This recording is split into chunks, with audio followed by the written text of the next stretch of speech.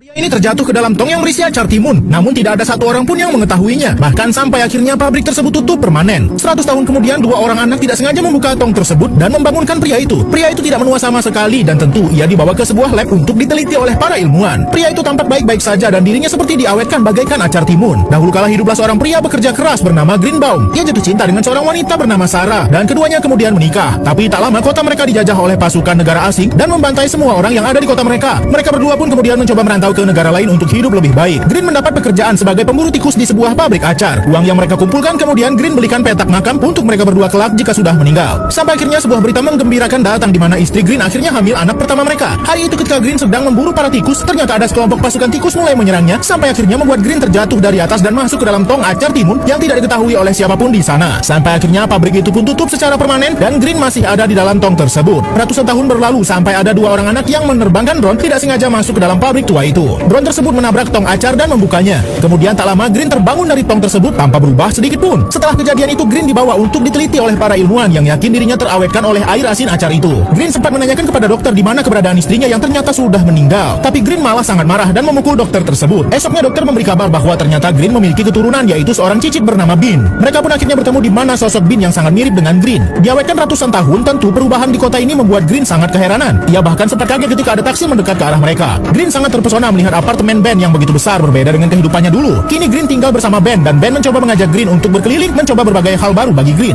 Sampai kemudian Green penasaran akan foto keluarga mereka yang ternyata dimiliki oleh Ben. Green begitu gembira melihat foto-foto mereka dahulu dan melihat sosok anak dan cucunya yang adalah orang tua Ben. Namun mereka berdua meninggal dalam sebuah kecelakaan mobil. Green mengajak Ben untuk ke makam mereka yang dulu pernah dibelinya. Tapi sesampainya di sana, ia malah menemukan tempat kumuh yang sudah porak-poranda. Bahkan di atas makam istri Green ada sebuah papan iklan di sana. Begitu terpuruknya Green melihat keadaan makam istrinya. Tidak hanya makam istri Green, ternyata makam kedua orang tua Ben pun ada di sana. Sampai tiba-tiba ada sekelompok pekerja yang mengusir mereka karena pekerja-pekerja itu akan memasang iklan baru di atas makam Sarah, istrinya Green. Ketika melihat iklan yang terpasang di sana, Green langsung teringat dengan negara yang mempersulitnya. Karena dendamnya yang besar kepada negara itu, ia kemudian memarahi pekerja di sana dan kemudian memukulnya. Terjadi keributan antara Green bersama para pekerja tersebut sampai akhirnya membuat dua Green ini dipenjara. Semenjak itu, Green bertekad ingin membeli tanah makam mereka, tapi ia meminta uang dengan Ben yang tentu langsung ditolak mentah-mentah. Ben adalah seorang pembuat logo bernama Big Bob dan hari itu ada seorang klien ingin bertemu dengannya. Alih-alih mendapat pekerjaan, ternyata klien itu tidak jadi mengambil brandnya karena rekam jejak Ben yang pernah dipenjara akibat perbuatan Green. Ia pulang ke rumah dan menceritakan hal tersebut kepada Green. Green sempat memberi ide lebih baik mereka membuat sebuah acar untuk dijual, tapi tentu Ben tidak mau. Green bertekad ia akan membuktikan kepada Ben bahwa ia akan menjadi kaya dan membeli tanah makam tersebut. Kemudian Green pun akhirnya pergi dari apartemen Ben. Ia memiliki ide untuk membuat acar timun dan pergilah Green ke minimarket. Tapi ia begitu kaget mendapati bahwa harga timun sekarang begitu mahal. Green pun mendapat ide mencari timun yang murah, yakni mencarinya di pembuangan sampah. Bahkan ia juga mendapat garam di sana. Green menyiapkan alat-alat yang ia butuhkan untuk nantinya berjualan acar timunnya itu. Ia juga mencari tong tak terpakai untuk kemudian dimasukkan acar-acar tersebut lalu garam. Ia menggunakan air hujan yang turun untuk pengawetnya. Selesailah pembuatan acar timun milik Green dan akhirnya sudah siap untuk dijual. Dua orang datang kepadanya penasaran dengan acarnya. Pria itu begitu kaget mencium aroma timun tersebut begitu kuat dan tidak menggunakan bahan pengawet apapun. Kedua pria itu kemudian membeli acar Green dan Green berhasil mendapatkan penghasilan pertamanya. Sebelumnya Green bersama Ben terlibat kekerasan terhadap orang asing dan membuat mereka masuk penjara. Karena kejadian itu, Ben kehilangan kesempatan kerja dan akhirnya kini hidupnya sulit dari hari ke hari dan hubungannya menjadi buruk dengan Green. Sampai hari itu Ben tidak sengaja melihat sebuah video di mana Green menjadi terkenal karena ada seorang blogger mengupload videonya di YouTube bahkan ditonton jutaan orang. Dimanapun Ben duduk, semua orang sedang menonton Green yang menjual acar. Ketika sedang berjalan pulang, Green diwawancara seseorang reporter dan di sana Green memberi pesan kepada Ben bahwa dirinya lebih kreatif daripada Ben. Hal itu membuat Ben kemudian memiliki ide brilian. Hari itu ketika Green sedang berjualan, sekelompok petugas kesehatan datang mengecek jualan Green. Acar timun Green disita karena sudah melanggar kode etik kesehatan. Kini semua orang yang membeli acar itu kemudian membuang acar milik Green dan ternyata Ben lah dalang dari semua itu.